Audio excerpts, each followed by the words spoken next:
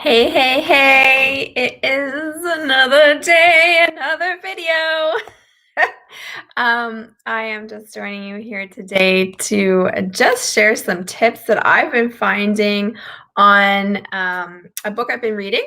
So I'm a big believer in reading books. I'm a big believer in trying to spend some time with myself every day to learn and grow. I'm not perfect. I'm still growing and learning and trying to get better at reading those books and making sure that I'm doing my personal development every day. But I've been loving this book called The Culture Code.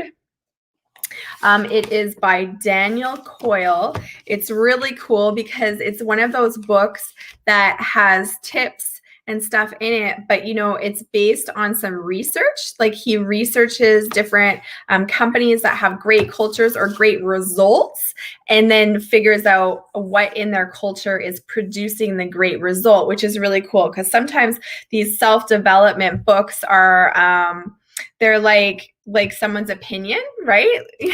Like, I don't know what you've done to make yourself a thought leader, and it's not based on anything, but this is actually based on someone doing research and seeing who is really kicking it in the world and applying that to real life things to learn from. So I think it's a great book. Anyways, I've learned some stuff. I'm going to share it. I've got 4 tips for building a better team culture. I don't know, you might be growing a team. You might be a supervisor at work. You might be a manager. You might be growing a team in your business, and your results often are tied to that culture. What are people willing to do? How safe do they feel? And if you're not getting the results that you want in your culture or in your team, it probably goes back to your culture. So these are 4 tips from the book.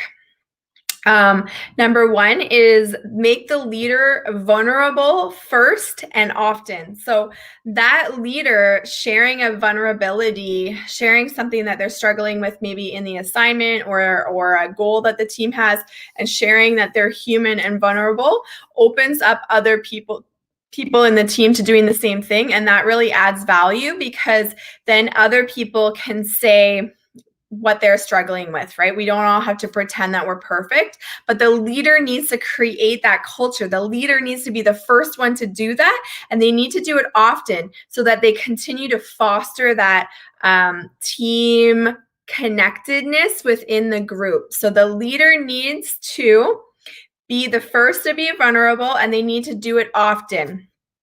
Number 2 is to over communicate your expectations. Over communicate. Don't assume. Don't leave it to question. Over communicate it verbally, in writing, in many different ways, and really spell it out. That creates bumpers and makes people feel safe. They know exactly what to do, and they're more likely to act because they're less scared that they are going to make a mistake because they don't know what they're supposed to do. So if they know exactly what they're supposed to do, what the expectations are, they're more likely to just execute it rather than worrying if they're going to make a mistake, if that makes sense at all.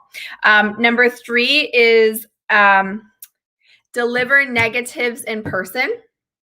I hope you guys are all doing that. That one seems like an obvious one. Like, hopefully you're not text messaging or emailing your team terrible news. But if you are, stop it. Don't do that. It's like text breaking up. Like, if you do that, you are just, I don't know, you need to like do more than read books. You probably need to, I don't know, get some counseling, because that seems like a no-brainer that we don't do that. But anyways, don't deliver negatives in email, text, or other resources.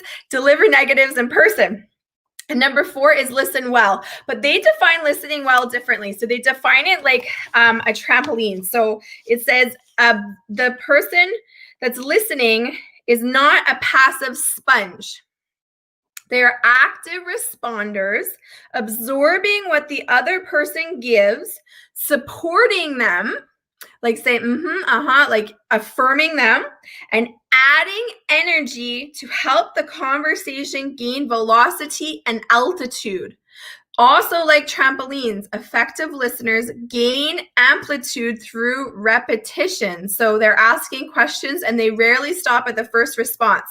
Rather, they find different ways to explore an area of tension in order to reveal the truths and connections that will enable cooperation. Woo!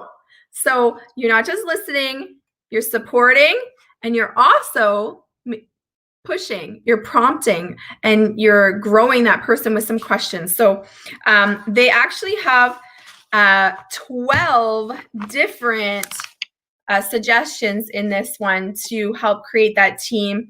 And I have found it really valuable. I think you will too. If you want me to send you that whole list of 12, I would love to do that. Just send me a little message. I will send you the list of 12.